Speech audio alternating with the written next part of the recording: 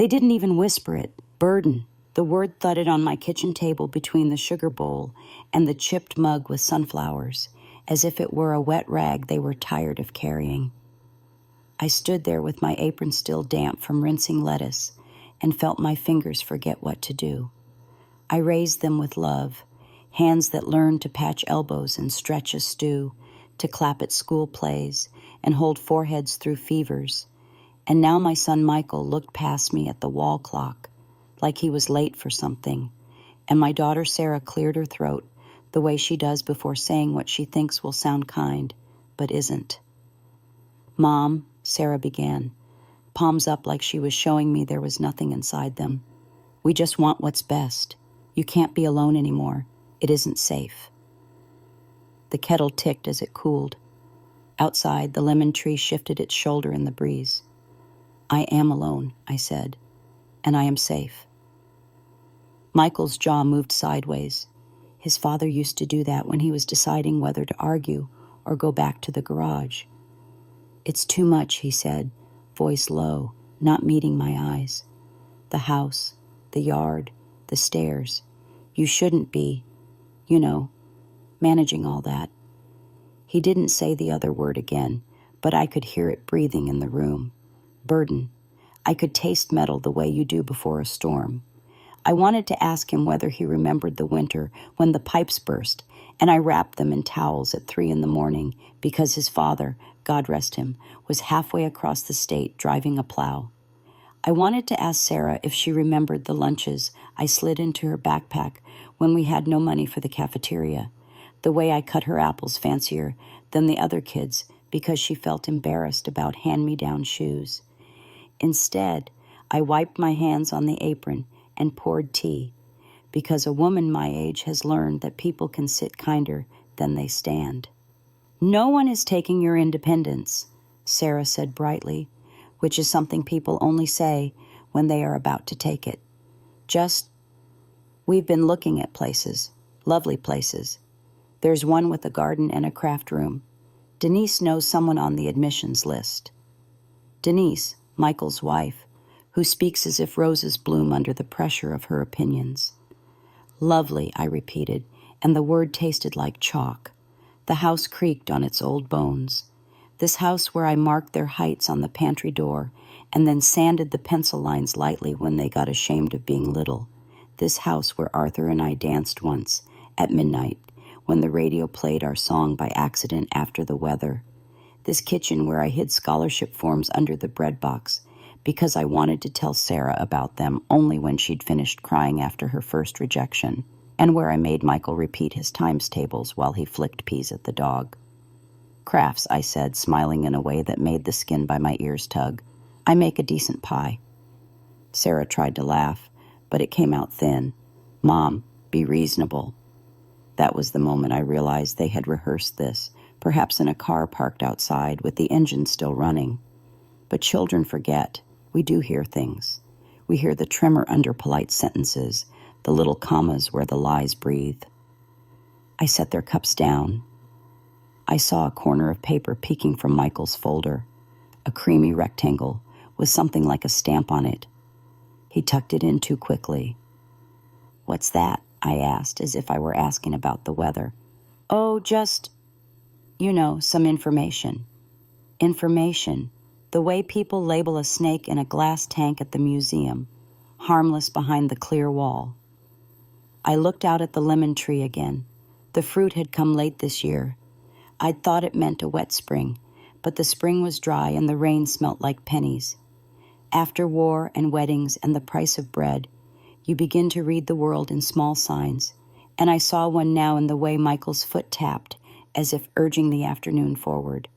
"I still cook for myself," I said, "and I still climb the stairs, and last week I fixed the washing machine with a hairpin and a prayer."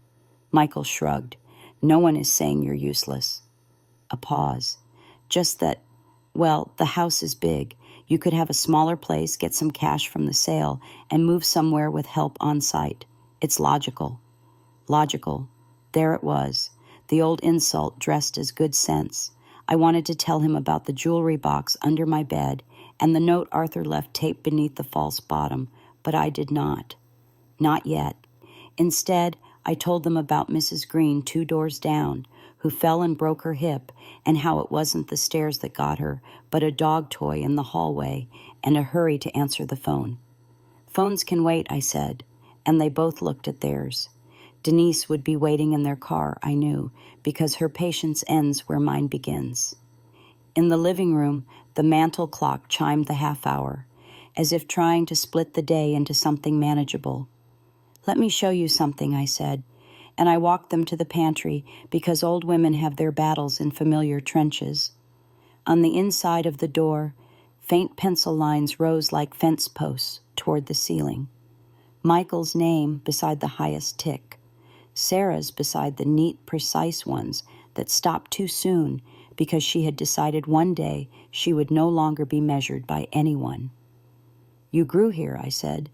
You were heavy when you were born, Michael, and you owe me 2 stitches. Sarah, you had colic for 6 weeks straight, and I learned to sleep standing up. Your father and I used to sit right there. I pointed at the spot where the sunlight always puddles after noon, and count what we had by the things we could still give away. The pantry smelled of cumin and old wood. Michael rubbed his eye with the base of his thumb. Sarah stared at the floor as if answers might be hiding between the boards like lost buttons. It's not about the past, she said softly. It's about now. Now, I echoed. Now, when my knees pinch, if I stand too long and my hands forget names before faces. Now, when the neighborhood kids still call me Miss Anna because they don't quite believe I could be anyone's mother. Now, when the mailman leaves the box open because he knows I like the sound of the lid when I close it. All right, I said, and I could feel the surprise move through them like a draft. I led them back to the kitchen and sat down and folded my apron over itself, smoothing the creases as if it were a map. If it's about now, then tell me truly, are you worried about me or about yourselves? The kettle clicked again. In the silence, I heard my own heart and something else. Denise's car door shutting outside, impatiently. Michael shifted. Sarah looked at him. A long, quiet second passed. Then Michael reached into his folder and pulled out the paper. He slid it across the table without meeting my eyes. It wasn't information. It was a power of attorney form, already filled in with my name and blank lines waiting for my signature, like open mouths. My breath left me, but not the way you think. Not with panic, but with an old, clear air I hadn't breathed since Arthur and I stood in front of the county clerk and vowed to be more than what the world allowed. I picked up the form. I read the neat boxes, the places people put their fear so the law can carry it for them. Denise said it would make everything simpler, Michael mumbled. Sarah flinched at his choice of ally.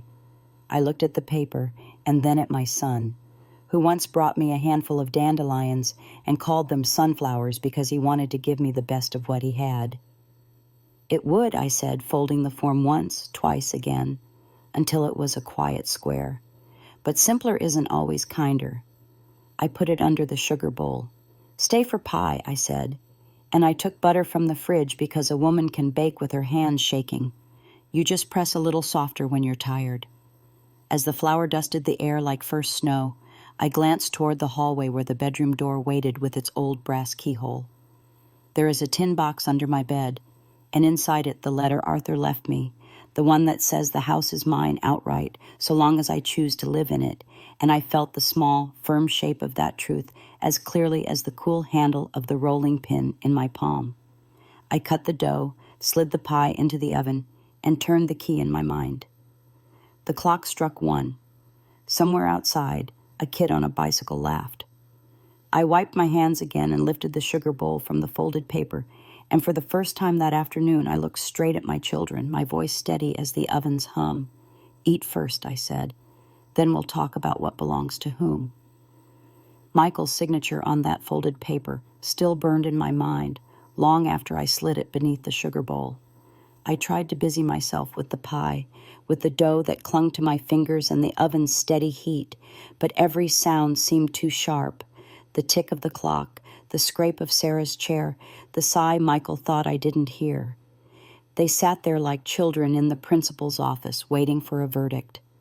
I wanted to tell them that I had already lived through verdicts harsher than this. The doctor's voice when Arthur's heart failed, the telegram that told me my brother wasn't coming back from the war, the look in the mirror when I first saw silver in my hair. But those verdicts came from fate. This one came from the very mouths I once fed. The oven timer buzzed, and I pulled the pie out. The smell of butter and cinnamon filled the kitchen, and for a moment I thought maybe it would be enough to stitch us together, like it always used to. Food was how I soothed scraped knees and broken teenage hearts. But now, even the sweetness was a reminder of how much I had given and how easily they believed it was time to take what was left. Sarah glanced at her watch. Michael checked his phone. The pie cooled, and my heart hardened like the crust. I served them slices anyway. "Eat," I said. My voice was calm, but my hands trembled slightly. Sarah took a bite, chewing slowly, avoiding my eyes. Michael pushed his fork around the plate before finally speaking. "Mom, you have to understand.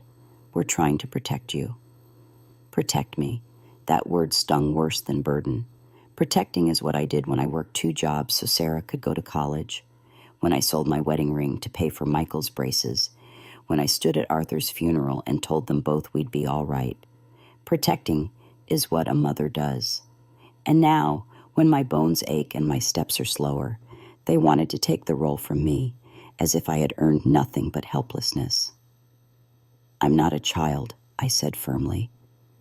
"And this house is not just walls and a roof.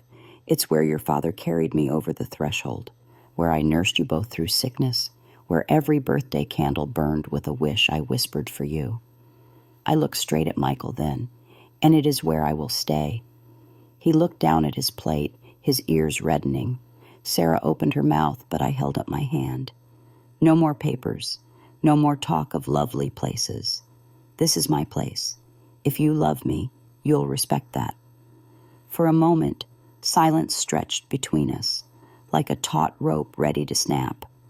Then Michael exhaled, long and heavy. "You're making it hard, Mom," he muttered. "You're making it hard for us." Us. He didn't say you. He didn't say family. He said us.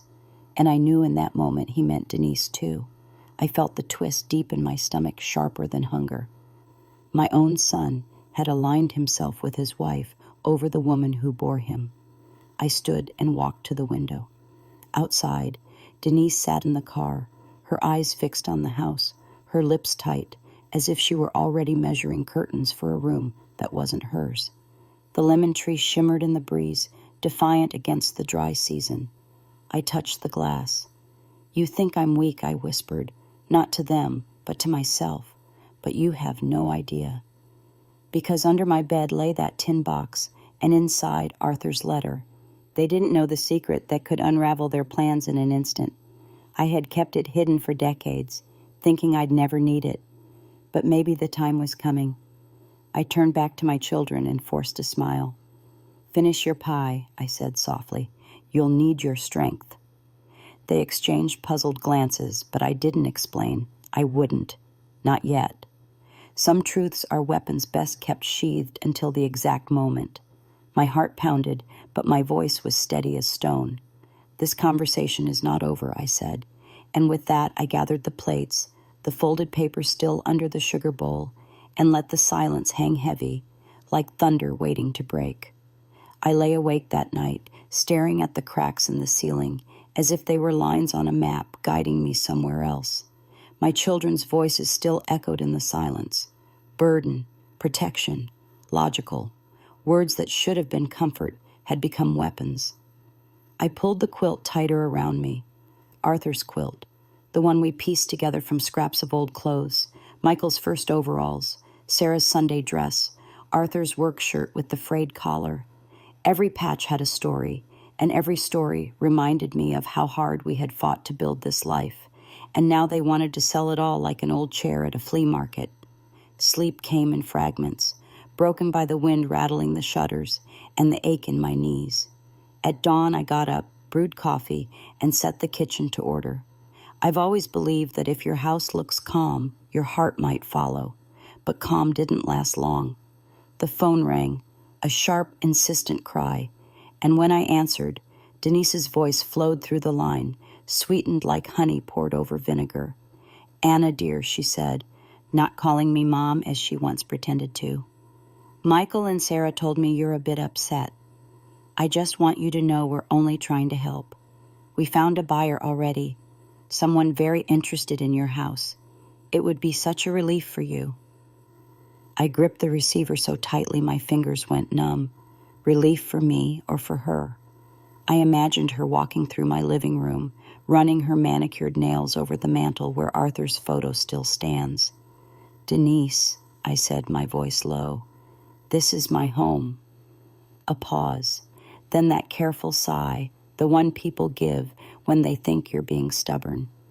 "But think how wonderful it would be to have no worries, no stairs, no garden to tend, just friends your age, activities, safety." She let the last word linger, safety, as if my house were a trap instead of the very place that had sheltered them all. I hung up before she could say more. My hands shook, but not from fear. Anger burned in my chest, old and steady. They had already spoken to buyers. My children hadn't just thought about moving me. They had taken steps, made plans behind my back. I went to the bedroom and knelt on the creaking floorboards. With effort, I pulled out the tin box. It was small, dented, painted once in blue, that had long since flaked away. My fingers traced the lid before opening it. Inside lay the letter. Arthur's handwriting, bold even in age, spilled across the page. It was dated the week before his heart gave out. He had gone to the lawyer, alone, without telling me. The letter was his gift, his shield, the deed to the house, secured in my name, ironclad. As long as I drew breath and chose to stay, no one could sell it without my consent. I pressed the paper to my chest, tears pricking my eyes. Arthur had known. He must have sensed how the world shifts when a woman grows old, how even her children might forget her worth. He had given me a weapon disguised as a blessing. The knock on the door startled me. I hid the box back under the bed and smoothed my skirt before opening it. Mrs. Green, leaning on her cane, stood there with a basket of muffins. Her eyes twinkled, though her body was frail. "Heard the kids were here yesterday," she said knowingly. "In a neighborhood like ours, walls have ears." I invited her in, and we sat at the table with coffee. She listened as I told her what had happened, her face tightening with each word. "My son tried the same," she admitted. "Told me I'd be better off in a home. But I told him, roots don't thrive when you rip them from the soil." She reached across and squeezed my hand. "Don't let them take your soil, Anna." Her words were a balm, but also a spark, because I realized then I wasn't alone. So many women in our street, widows and mothers, had heard the same gentle lies wrapped in concern. Perhaps it was easier for the young to label us burdens than to face the mirror of their own ingratitude. That evening, Michael returned alone. He stood in the doorway, hesitant, his shoulders heavy.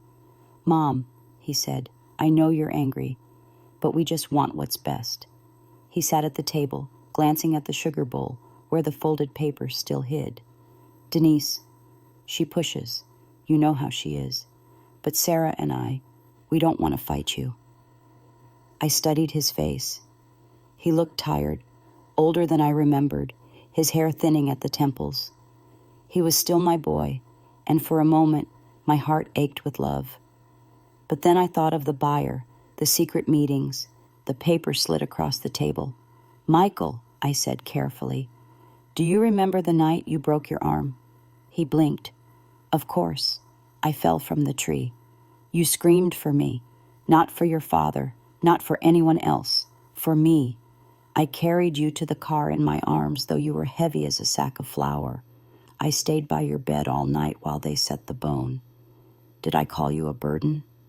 His eyes dropped. "No." "Then why do you let your wife use that word for me?" My voice cracked, not with weakness, but with fury. Why do you sit silent while she plans my future as if I'm already in the ground? Michael opened his mouth, closed it again. He rubbed his face, shame flooding him. I didn't stop her. Maybe because I'm tired, Mom. Life is hard. Bills, kids, pressure. And when she says you'd be better off elsewhere, a part of me believes her. For a long time I said nothing. Then I rose, walked to the bedroom, and returned with the tin box. I set it before him, the metal clinking on the table. Slowly I lifted the lid and unfolded Arthur's letter. Michael read it, his lips moving silently over the words. His face drained of color. This house is yours, I said firmly. Legally, forever, unless I choose otherwise. Your father made sure of that. So you see, Michael, no buyer will ever take it from me. He looked at me, eyes wide, guilt and awe mingling. Why didn't you tell us? Because I never thought my own children would turn against me, I whispered. Tears filled his eyes. He reached for my hand, but I pulled it back. My heart wanted to forgive, but the wound was fresh. Trust is not mended in a single night. When he left, the house was quiet again. I sat alone, the letter beside me, and stared at the shadows stretching across the floor. They thought I was weak. They thought they could decide for me, but they had underestimated a mother who had survived war, widowhood, and the endless weight of raising children who now judged her. And as the clock ticked past midnight, I made a vow they would never call me a burden again without tasting the full weight of what that word truly meant. The next morning, I woke with a heaviness in my chest that no amount of coffee could clear. The letter lay on the nightstand, Arthur's handwriting illuminated by the pale sun. I touched it again, tracing the strokes of his pen. It gave me strength, but also sorrow. Strength because I was not as powerless as they thought. Sorrow because I should never have had to wield this paper against my own children. I dressed slowly, pulling on a cardigan that still smelled faintly of lavender soap. As I buttoned it, I thought of Sarah, my sweet girl, who once hid behind my skirt whenever the neighbor's dog barked. The same Sarah who used to cry if she thought I was upset, clinging to me with small, trembling hands. And now she looked at me as if I were luggage too heavy to carry. By mid-morning, the phone rang again. This time it was Sarah. Her voice was lighter than Denise's, but it carried the same undertone of resolve. Mom, she began, I know yesterday was difficult. Michael told me you got upset, but we really should talk about the future. You can't keep doing everything alone. What if you fall? What if something happens and no one finds you for days? Her words dug into me, each one carving a deeper wound. She thought she was painting a picture of concern, but all I saw was a portrait of fear. Fear not for me, but of me becoming an inconvenience. Sarah, I said softly, do you remember the night of your prom? The rainstorm knocked out the power. You sat upstairs in tears, saying you couldn't go because your hair was ruined, your dress wrinkled. I lit every candle in the house, pressed your dress with a towel, and braided your hair myself. You looked beautiful. You laughed that night, danced until dawn. Did I think of you as a burden then? She was quiet on the other end. I heard her swallow, but no words came. Finally, she whispered, It's different now. Different. The word stung worse than burden. Different meant older, weaker, disposable. No, Sarah, I said firmly. It's exactly the same. I am still your mother. I am still the woman who carried you, fed you, fought for you. My value does not end because my hands tremble. She sighed. You don't understand, Mom. We're not trying to hurt you. But Denise already spoke to the agent. There's interest. It's moving forward faster than we expected. Her confession was like a knife. They weren't just discussing. They were already preparing the ground beneath me, ready to uproot me like an unwanted tree. I understand perfectly, I said, my voice low but steady. You're selling the house before I've even agreed to leave it. That's not care, Sarah. That's betrayal. I hung up before she could answer. My hand shook as I placed the receiver down, and for a moment I feared I might faint. The walls of my house, once so comforting, now felt like they were closing in. But then I remembered Mrs. Green's words. Roots don't thrive when you rip them from the soil. And I knew I had to act. That afternoon, I walked, slowly with my cane, down to the local library. The young librarian, bless her, still calls me Miss Anna, as if I were 20. I asked for the legal section, for books about property rights and elder protection. I spent hours there, flipping through dusty pages, scribbling notes. The words were complicated, but the meaning was clear. Arthur had been wise. The deed was mine, ironclad. No agent, no buyer, no Denise could take it without my signature. And that signature, I swore to myself, would never be given. On the way home, I stopped at the small park where mothers pushed their children on swings. The laughter of those little ones filled the air, sweet and painful all at once. I sat on a bench watching. Once, that was me, running behind Michael's bicycle until he finally pedaled on his own. Once, that was me, braiding Sarah's hair before school. And now they had forgotten all those days, choosing instead to see me as a weight they no longer wished to carry. When I reached home, a car I didn't recognize was parked outside. A man in a suit stood on the porch, clipboard in hand. "Mrs. Anna?" he asked politely. "I'm here to do a preliminary evaluation of the property. Your children said—" I didn't let him finish. "My children do not own this house," I said, my voice sharper than I intended. "You can turn around right now." He shifted awkwardly. "But the paperwork—" "Unless you have my signature, you have nothing." I stepped forward, blocking the door. "Leave." Something in my tone must have convinced him, because he tipped his hat and walked back to his car. My knees shook, but my spirit burned. They had gone this far, bringing strangers to measure my home, to put a price on my memories. That evening, I lit a candle and sat at the table with Arthur's letter in front of me. I whispered his name, asking for strength. I thought of the years we fought side by side, of the nights we counted pennies and prayed tomorrow would be enough. I thought of how proud he was of this house, how he called it our castle, even when the roof leaked. As the flame flickered, I felt something harden in me. They could call me stubborn, unreasonable, even foolish, but they would not call me a burden again, not without learning just how heavy my will could be. And so, with the shadows dancing on the walls, I made another vow. If they tried to take this house from me, I would fight with every breath left in my body. They might have forgotten the woman who raised them, but I had not forgotten myself. That night, I barely slept. Every creak of the house sounded like footsteps, every rustle of the curtains like whispers plotting against me. I lay in bed, staring at the ceiling, thinking about the man in the suit who had dared to stand on my porch, clipboard in hand, as if my life were an item to be tallied and sold. The betrayal cut deep, not just because of Denise, not just because of the children, but because they thought I would simply bow my head and let them. By morning, I had resolved that silence would no longer protect me. Too many women of my age, widows and mothers, let themselves be pushed aside with polite smiles and muttered, "For your own good."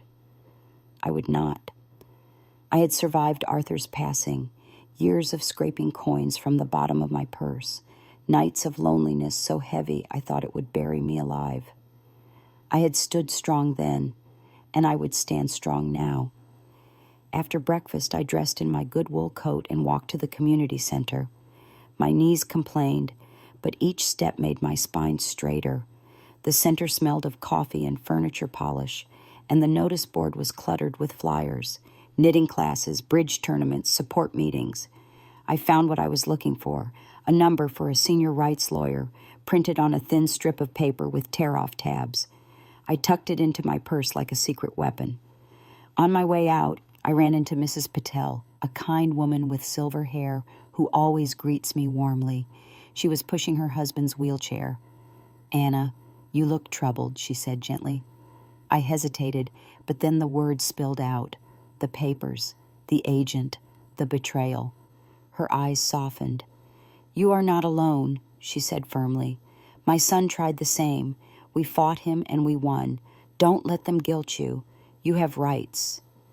Her encouragement was a balm, and I walked home with a new strength humming in my chest. Yet when I opened my front gate, I saw Michael's car parked outside. He was pacing near the porch, hands shoved into his pockets, shoulders hunched, as if carrying an invisible weight. Mom, he said when he saw me, his eyes weary. Can we talk? Inside, I set the kettle on the stove, though my hands trembled as I reached for the cups. He sat at the table, staring at the sugar bowl, the very place I had hidden the folded power of attorney form. Sarah told me you hung up on her, he began, because I will not sit and listen to my own daughter plan my exile, I replied coldly. He flinched. It's not exile, Mom. We thought, you thought wrong. I placed the steaming cup in front of him. You thought I was weak. You thought I was ready to give up the life I built. But you don't know me as well as you think. He rubbed his forehead. Denise, she pushes hard. She says it's for the best. She says, Denise, I interrupted, does not get to decide my fate. His lips tightened. She's my wife. And I am your mother, I snapped. The air between us thickened with years of unspoken debts and sacrifices. Do you remember when you wanted to quit school? When you said you weren't smart enough? I sat with you every night at this very table, drilling you on those books until your eyes burned. You passed because I refused to let you fail. Was I a burden then? Michael's eyes filled with shame. No, he whispered. Then why now? I pressed. He was silent for a long moment. Then he reached into his coat and pulled out another folder. My breath caught. It's not what you think, he said quickly. It's financials. Denise says we can't keep supporting two households. She wants... I slammed my palm on the table so hard the cups rattled. I never asked you for a dime, not once. This house is mine. I pay my bills. I feed myself. You call me a burden, but it is you who carry her voice into my kitchen, not your own. Michael's eyes glistened. I'm tired, Mom. Work is killing me. The kids, they need so much. And Denise, she says if we don't act now, we'll regret it. I leaned forward, my voice steady. Do not mistake your exhaustion for my weakness. Do not trade your peace of mind for my dignity. You want relief, Michael? Then tell your wife the truth. I will not leave this house, not while breath is in me. He buried his face in his hands. For the first time, I saw the boy he once was, the boy who scraped his knees and came running to me for comfort. But pity could not soften my resolve. When he finally looked up, I slid Arthur's letter across the table. He unfolded it slowly, reading again, his shoulders slumping as the truth pressed down on him. Dad, he muttered, shaking his head. Your father knew what he was doing, I said quietly. He protected me because he foresaw what I never wanted to believe, that even our own children might forget. Michael's face twisted with guilt. I don't want to hurt you, Mom. Then don't, I answered simply. The kettle whistled again, shrill and piercing. Neither of us moved. At last he gathered the papers back into his folder, stood, and kissed the top of my head. I'll talk to her, he said hoarsely. Then he left, his footsteps heavy on the porch. I sat there long after he was gone, the letter resting on the table, the sugar bowl casting its small shadow beside it. The house was silent, but my heart pounded with both victory and dread. Victory because I had stood my ground. Dread because I knew Denise would not let go so easily. As night fell, I walked to the pantry door and touched the faint pencil marks of my children's heights. My hand lingered there, remembering the years when love meant sacrifice, not negotiation. And I whispered to the empty room, Arthur, give me strength. because I knew the real battle had only just begun. The days after Michael's visit passed in a haze of uneasy quiet. He hadn't returned, but I felt his absence like a weight pressing against the walls. I knew he was caught between me and Denise. His love tugged in two directions. Yet deep down, I also knew where he would lean if forced to choose. Husbands do not often defy wives, not when the household depends on fragile peace. Still, I wasn't prepared for what came next. It was a Thursday morning, the kind when the air smells faintly of dust and the postman's whistle echoes down the street. I shuffled to the door expecting bills or perhaps a card from an old friend, but instead I found an envelope stamped with the name of a real estate company. My stomach clenched. I tore it open with trembling hands. Inside was a glossy pamphlet filled with smiling faces standing in modern kitchens, captions about the perfect family home, and in the corner, in small print, my address. My home, photographed without my permission. My legs gave way, and I sat down right there on the steps, the paper crumpling in my fists. Denise had gone too far. She had not waited for my consent. She had pushed forward, arranging pictures, meetings, buyers. I was being erased while still alive. That afternoon, I called the number on the lawyer's flyer I had taken from the community center. His secretary's voice was brisk, but kind. "Yes, Mrs. Anna, we've dealt with situations like this before. If you have the deed, you are protected. Would you like to schedule an appointment?" Relief washed over me, but it was bitter, too, that I had to involve strangers, legal documents, and signatures just to defend what should have been safe from the beginning, my home, my dignity. Still, I agreed. She gave me a date for the following week. When evening came, Sarah appeared at my door, her face drawn tight. "Mom," she said quickly as if rehearsed, "don't be angry. The photos, they were just preliminary. No one is forcing anything." I laughed, but the sound startled even me. Sharp, cold, humorless. "Preliminary? Sarah, they photographed my house like a carcass on display." Her lips pressed into a thin line. "Denise thinks—" "Stop," I interrupted. "I don't care what Denise thinks. I care what you think. Are you truly comfortable selling the very walls that sheltered you?" She hesitated, and for a moment I saw the little girl she once was, her eyes wide, guilty after breaking a vase. But then her face hardened. "I just want you safe, Mom." "Safe," I echoed. "You use that word as if it were a gift. But safety isn't about four walls someone else chooses. Safety is knowing your children honor your voice. And right now, I feel anything but safe." She looked down, tears gathering. "You're making this hard." "Good," I said firmly, "because I will not make it easy for you to forget me." That night, I couldn't eat. I wandered through the rooms, touching furniture, photographs, curtains. Each corner held a memory, as vivid as yesterday. Arthur humming while fixing the window frame, Michael's laughter chasing Sarah down the hallway, the scent of cinnamon rolls cooling by the window on Christmas morning. These were not just bricks and wood. They were the chapters of my life, bound together by love and sacrifice, and Denise wanted to sell them for a commission and a clean slate. At midnight, I sat at the kitchen table with a pen and notebook. My hand shook, but I wrote anyway. Page after page, I listed what this house had given us: warmth in the winters, shade in the summers, shelter through storms, literal and figurative.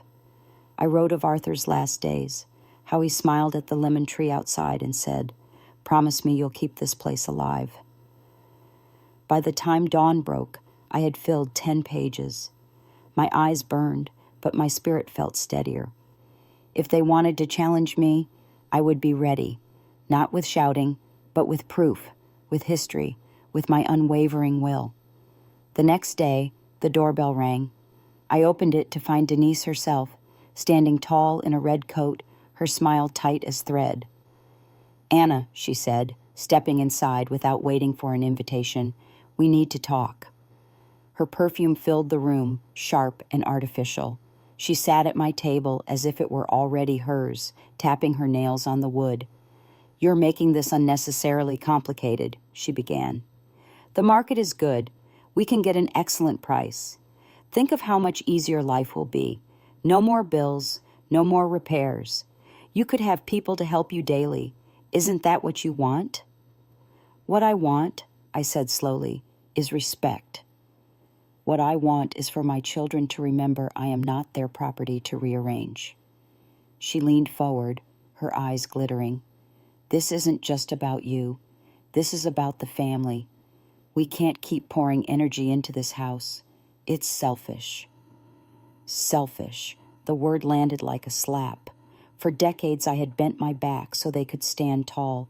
For decades I had swallowed hunger so they could eat, worked double shifts so they could study, stitched clothes late into the night so they would not feel shame. And now, selfish. I stood, my hands pressing into the table to steady myself. "You forget, Denise. I have something stronger than your agents and your words." I retrieved the tin box from my room and placed Arthur's letter in front of her. She scanned it, her confident expression cracking. This can't," she stammered. "It can," I said firmly, "and it will. This house is mine. As long as I live, no one touches it without my blessing, and that blessing you will never have." Her face tightened with fury, but she said nothing. She snatched her coat and left, the door slamming behind her. I collapsed into a chair, my body trembling, but my spirit blazing. The battle lines were clear now. They had underestimated me. They thought age had dulled my strength, but they had forgotten. I was forged in fire long before they were born. And as I sat there, the lemon tree swaying gently outside, I whispered to Arthur, "I kept my promise, and I'll keep fighting until my last breath." The morning after Denise stormed out, the house felt strangely alive. Every creak of the floorboards sounded less like age and more like defiance, as if the very walls knew I had drawn a line in the sand.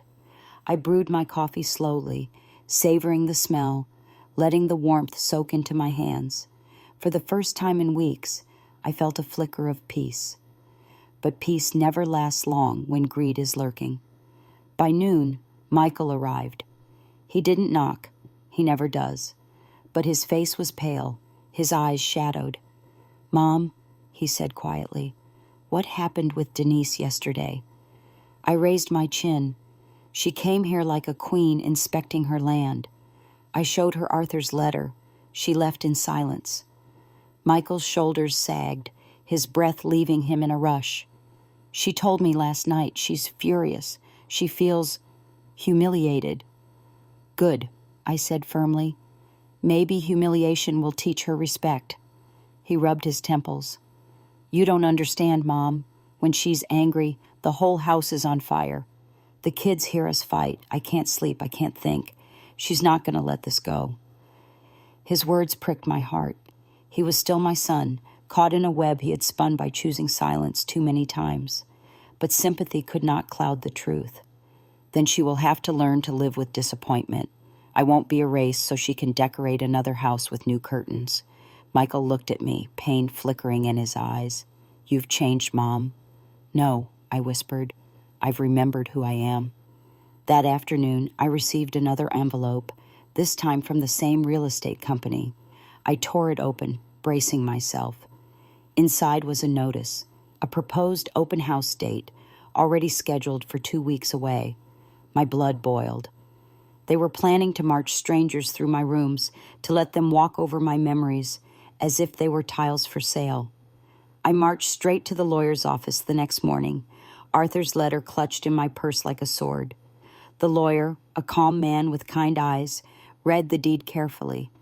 Then he looked at me and nodded. "Mrs. Anna, this is solid. No sale can go through without your explicit consent. If they proceed, it's fraud. I'll prepare documents to warn the agent, and if necessary, we'll file for legal protection." Relief and gratitude swelled in me. For the first time, I felt not just defended, but armed. As I left his office, the autumn wind swept through my hair, and I thought of Arthur. He had always said, Prepare the ground before the storm. He had prepared it well. When I returned home, Sarah was waiting on the porch. Her eyes were red, as if she'd been crying. "Mom, please," she begged, "don't make this harder. Denise feels attacked. Michael is torn in half. Can't you just compromise?" I stopped on the path and stared at her. "Compromise?" I echoed. "When they sneak behind my back, arrange buyers, schedule open houses. That isn't compromise, Sarah. That's theft dressed in polite words." Tears spilled down her cheeks. "I don't want to lose you." Her voice cracked, and for the first time, I believed she truly meant it. My anger softened slightly, but not enough to erase the pain. I reached for her hand. "Then don't stand with her against me. Stand with me." She pulled back, shaking her head. "It's not that simple. She's my sister-in-law, and Michael is my son," I cut in. "You are my daughter. Blood is simple. It's loyalty that complicates things." She couldn't answer. She turned away, wiping her tears, and left without another word. That night I sat in the living room with the lamp casting a golden glow. I looked around at the photographs on the mantel, Arthur in his uniform, Sarah in her graduation gown, Michael holding his newborn son. So many smiles frozen in time, so much love captured before it curdled into resentment. And then I heard it, a knock on the door, slow, deliberate. When I opened it, I found Mrs. Green again, leaning on her cane, her eyes sharp as a hawk's. "I heard about the open house," she said. "Don't worry, Anna. You won't face this alone. There are more of us than you think." She was right. The next morning, word spread among the neighbors. They came, Mrs. Patel with her gentle smile, Mr. Harris with his gruff voice, even young Clara from the corner house who brings me groceries sometimes. One by one, they stood in my kitchen, sipping tea, listening. And one by one, they told me their stories, sons and daughters pushing, whispering, trying to move them out, to cash in on their homes. Betrayal was not mine alone. It was a plague. As we spoke, a plan formed. If Denise and the agent dared to bring strangers into my house, they would not find it empty and welcoming. They would find me, and a room full of witnesses ready to tell the truth. That evening, I sat by the window watching the lemon tree sway in the wind. Its branches bent but did not break, just as I would not. My children thought they were the storm, but they had forgotten. I had weathered storms long before they were born. For the first time in weeks, I smiled, because now I wasn't just a mother fighting alone. I was a woman with roots, with allies, with a voice sharpened by pain, but steady with resolve. And I would use it. I whispered into the quiet, "Arthur, I am ready." The battle for my home had truly begun. The day of the so-called open house crept closer. Marked on the pamphlet, Denise had slipped into my mailbox like a silent threat. Each morning I woke with my stomach knotted, but each morning I also felt my resolve harden. I wasn't just protecting wood and bricks. I was protecting Arthur's promise, my memories, and the dignity of every woman who had been told she was too much work. 2 days before the scheduled date, I gathered the neighbors in my kitchen. The kettle worked overtime, steaming up the windows as cups clinked on saucers. Mrs. Green sat stiff in her chair, cane resting at her side. Mr. Harris crossed his arms, his voice booming. "If they try to walk buyers through your house, Anna, we'll be here. We'll tell them the truth. No sale without your say." Mrs. Patel nodded, her silver hair catching the lamplight. "We'll make it clear this neighborhood doesn't abandon its own. Denise might push, but she'll push against all of us." Their words warmed me more than any tea. For the first time, I didn't feel like an old woman fighting shadows. I felt part of something larger, a wall built of stubborn hearts. The night before the open house, I barely slept. I paced the hallways, touching the walls, as if to remind myself of their strength. In the bedroom, I opened Arthur's letter once more. The ink had faded, but the meaning was still sharp. "This home belongs to Anna, my wife, as long as she lives and chooses to remain." His foresight gave me courage. I kissed the paper, whispered his name, and slid it back into the tin box. The next morning, I woke early, dressed in my best blouse, and braided my hair the way Arthur always liked. If they came for me, I would meet them with dignity, not fear. By 10 o'clock, the first cars arrived. Strangers in polished shoes and shiny smiles stepped out, looking around as if the lemon tree were already theirs. Behind them came the agent, clipboard in hand, and of course Denise, her red coat bright as a warning flare. "Good morning," she said briskly, not meeting my eyes. "We'll just be quick." But when she opened the door, she froze. My kitchen was full. Mrs. Green sat at the table, Mrs. Patel poured more tea, and Mr. Harris leaned against the counter like a guard. Even young Clara stood there, holding a plate of muffins she'd baked. "This is not your open house," I said calmly. "This is my home, and these are my witnesses." The agent frowned, flipping through his papers. "Mrs. Anna, I was told—" "You were told lies," I interrupted, pulling Arthur's letter from my purse. I laid it flat on the table so all could see. "This house cannot be sold without my consent, and my consent you do not have." The buyers shifted uncomfortably, whispering to one another. One of them glanced at Denise with suspicion. She forced a smile, but it cracked around the edges. "She's confused," she said quickly.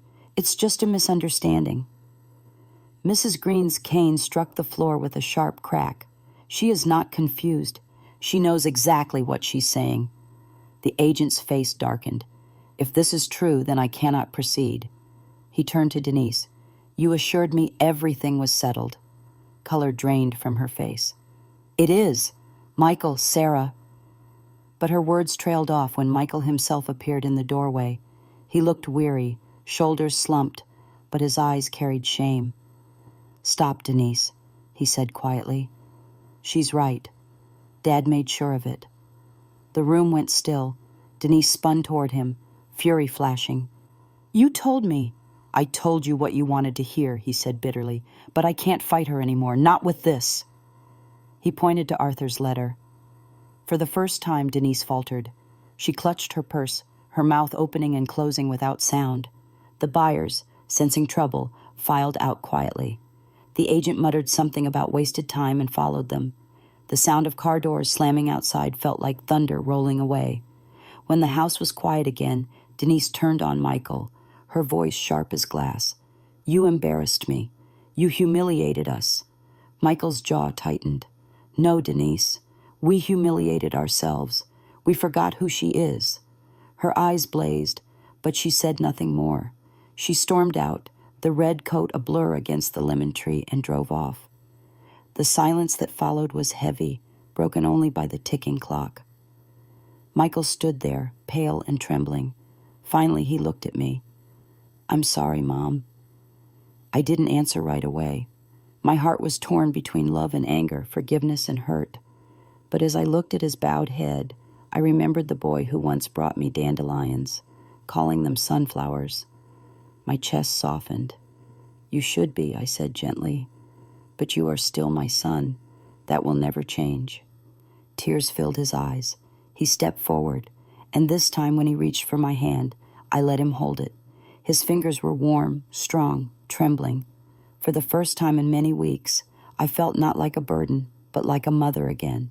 The neighbors clapped softly, some wiping tears. Mrs. Patel smiled through her wrinkles.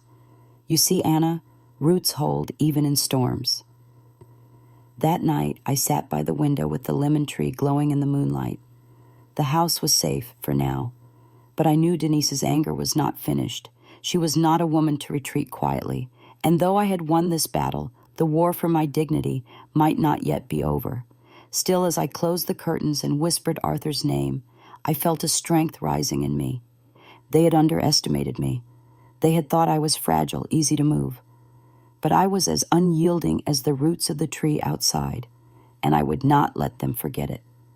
That night, after the confrontation, I sat in my chair long after everyone had gone. The house hummed with silence, but it was not the silence of loneliness. It was the silence of survival, of walls and memories standing firm against those who tried to uproot them. I watched the lemon tree sway under the moonlight, its branches whispering that I was still here, still rooted, still unbroken. But peace, I have learned, is never permanent. It is borrowed time. And the very next morning, the storm returned. The phone rang, sharp and impatient. I answered, expecting Denise's clipped voice, but instead it was Sarah. Her words tumbled out, heavy and wet with tears. "Mom, you humiliated her. Do you know what you've done? She says she can't show her face at Michael's office dinner. She says everyone will talk." I let her finish, then said calmly, "Sarah, I did not humiliate anyone. Truth humiliated her. Lies humiliated her. I simply stood in my own kitchen and defended what is mine." Sarah sobbed softly. "Why can't you just let go? Why do you have to fight so hard?" My chest tightened, but I steadied my voice. "Because if I don't fight, I am not me anymore. If I let go of everything. Your childhoods, your father's love, my very name. Do you want a mother who gives up so easily?" There was silence on the line, then a whisper, "No," and she hung up. I placed the receiver back slowly, staring at my reflection in the glass of the cabinet. I hardly recognized the woman looking back, her hair whiter, her eyes lined with grief, but also sharpened by fire. I thought of Arthur again, and the letter, and I felt him beside me. "Keep standing, Anna." Later that afternoon, Michael returned. He looked worn, as if he hadn't slept. He came without Denise, which was a blessing, though his voice carried her shadow. "Mom, she won't forgive this. She says if you don't agree to sell, she'll—" He hesitated, his eyes darting. "She'll what?" I asked, folding my arms. He swallowed. "She says she'll cut me off. She'll take the kids and leave. She blames you for everything." For a moment, my breath caught. My grandchildren, sweet, innocent faces, used as bargaining chips in a battle they didn't choose.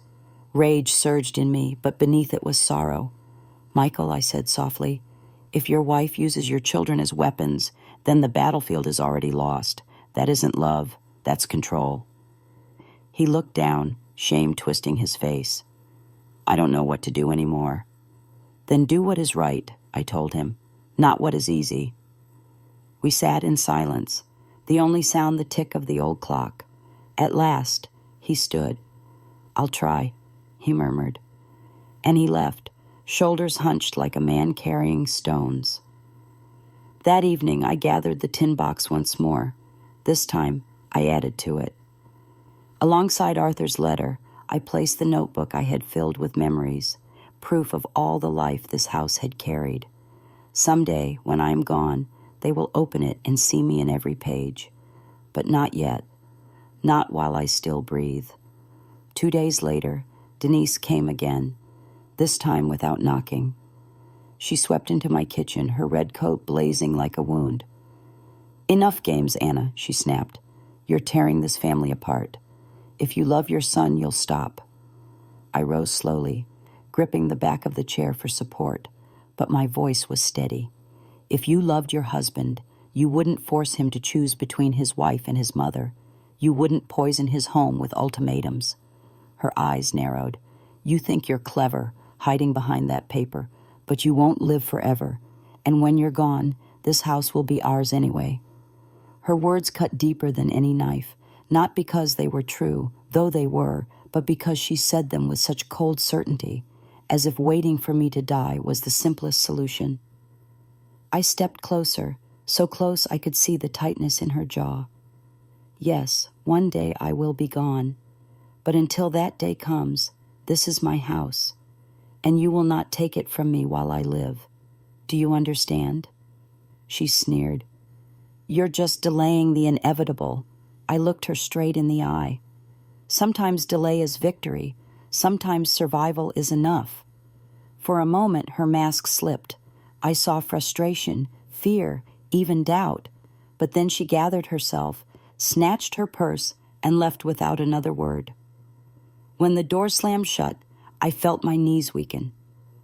I sat heavily in my chair, pressing my hand to my chest. My heart raced, but not from fear, from resolve. They had shown their true faces now. It was no longer about safety or care or concern. It was about power, control, inheritance, and I would not let them win. That night, I lit a candle and whispered Arthur's name into the dark. I'm still fighting, I told him, and I won't stop until my last breath. The flame flickered, casting long shadows across the room, and I knew, whatever came next, I would be ready, because I was no burden. I was the root. And roots, once deep, do not let go. That final week felt like walking through a storm that never ended, lightning in every conversation, thunder in every silence. Denise no longer hid her contempt. Sarah's voice trembled on the phone, and Michael moved like a man torn down the middle. Yet in the middle of that storm, I felt something else, a calm I hadn't known in years, because I knew at last that I had nothing left to prove. On Sunday morning, I woke early. The light streamed through the curtains, soft and golden, as if Arthur himself had pulled them back to remind me I wasn't alone. I put on my best dress, the one I'd worn to Sarah's wedding, and braided my hair neatly.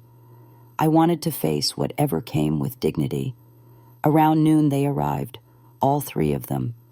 Michael's face was weary, Sarah's eyes were swollen from crying, and Denise's lips were pressed into that thin line of bitterness I had come to know too well. They didn't even sit before Denise began. "This can't go on," she snapped. "We can't live under this cloud of tension. The children feel it. We feel it. You have to accept change." I raised my hand, silencing her. "No, what has to change is the way you treat me. I will not apologize for wanting to live in my own home. I will not beg for permission to breathe in the rooms where I raised you, Sarah, where I watched you take your first steps, Michael. If you call that selfish, then perhaps you never understood me at all." Michael's eyes glistened, but Denise scoffed. "So you'll just rot away here alone? That's your grand plan, to sit in this crumbling house until one day someone finds you?" I stood then, slowly but firmly, and retrieved the tin box from the bedroom. Setting it on the table, I opened it, not just for them, but for myself. Arthur's letter, the deed, the notebook of memories I had written in sleepless nights. They lay together like the layers of my life. "This is my plan," I said, "to live as long as I can with dignity, to leave behind proof of who I was, not just a shell of who you think I've become. When I go, this house may pass to you, but until then, it is mine. And if you love me at all, you will let me have that." Sarah began to cry, covering her face. Michael reached for the letter, but I stopped him. "No more papers, Michael. No more signatures. What I need is not your ink. It's your respect." The room fell silent. For once, even Denise had no quick words. She stared at the floor, her jaw clenched, but I saw something flicker in her eyes, fear perhaps, or shame. Then Michael spoke, his voice breaking. "She's right." He looked at Denise, his hands trembling. "I can't do this to her. Not anymore. She gave us everything, and we've treated her like a problem to solve. I won't be that son." Sarah lowered her hands, tears streaking her face. I didn't want to lose you, Mom. I thought keeping you somewhere else would mean keeping you longer." I softened, my anger cooling. "My darling girl, you don't keep people by locking them away. You keep them by loving them where they are." For the first time in weeks, I felt a shift, small, fragile, but real. Michael bowed his head, Sarah sobbed quietly, and even Denise remained silent, her armor cracking. I placed my hand on the table over Arthur's letter. "One day I will leave this house, but it will not be today, and it will not be because you forced me. It will be because it is my time, and I choose it. Until then, you are welcome here, as my children, not as my judges." Michael reached for my hand, and this time I let him hold it. Sarah joined too, her fingers trembling. For a moment, we were a family again, not perfect, not healed, but connected. Denise sat apart, her eyes hard, but I didn't need her approval. I only needed theirs.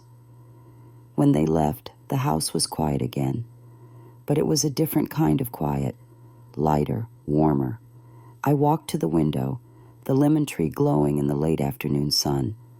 I thought of Arthur, of the promise I had kept, and I smiled through my tears. I am old, yes. My body aches, my hands tremble, my steps are slower, but I am not a burden. I am the root of this family, the keeper of its stories, the one who fought when no one else would, and I will remain so until my last breath. I turned back to the empty room, speaking aloud, not just to Arthur, but to anyone who would listen, perhaps even to you. Did you like my story? From which city are you watching?